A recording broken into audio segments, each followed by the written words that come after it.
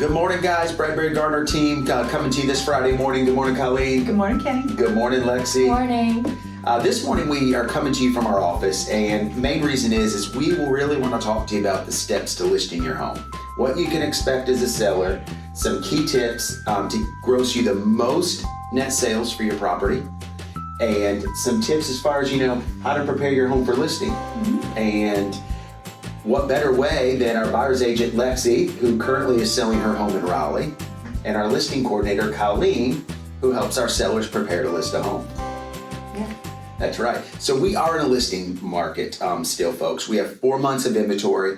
We're running on an average about 56 days on market. And we're about 9% higher average sales price than we were last year at this time in September. So definitely a seller's market, but what we're noticing is the market's shifting a little bit. And what I mean by that is average days on market is taking a little bit of time. Lexi, you're currently on the market in Raleigh. How many days did it take your house to go under contract? What was the... I believe it was about 35 to 40. Yeah, Okay. 35 to 40, and then we went under contract. Okay. So we want to talk to you a little bit about how to shorten that time and B, how to receive that offer and what you can do to prepare.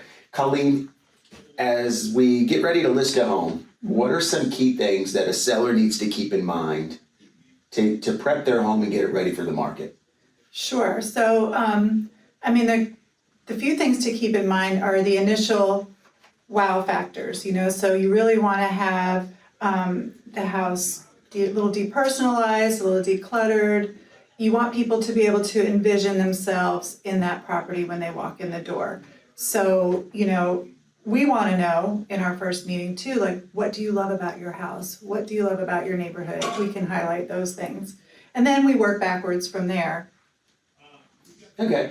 So Lexi's got a great example of, having a personal touch on her house. Absolutely. And tell us what you went through recently with your house in Raleigh. Absolutely. So I have a really bright, fun, personal style, which my husband and I love, but it's not everybody's style. So our dining room and our hallway were this deep, moody brown, and I had painted the walls and the ceiling to kind of create this cozy atmosphere. But I know that that's not everyone's personal style. So once we got to about, I'd say, the 30-day mark on market, we decided to go in and paint that dark brown hallway and dining room a neutral white.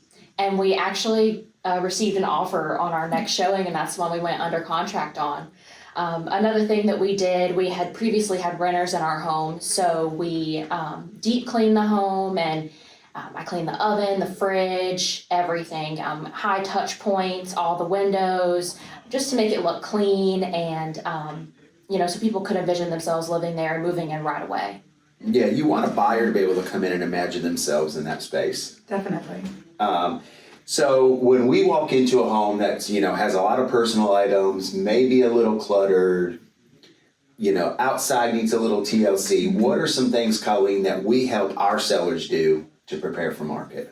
Well, I think the nice thing is that, we have a great list of vendors that we work with. So if it all of a sudden we're in a conversation with someone and we're making some suggestions and you can just see their faces become completely overwhelmed, we can say, we can help with that, and we often do. And it's so nice and gratifying, and because it's such a stressful time anyway. So we're excited to be able to help people that way. And then we just talk about the things that are expected to stay in a home, think about the things, you might want to leave, you might want to take.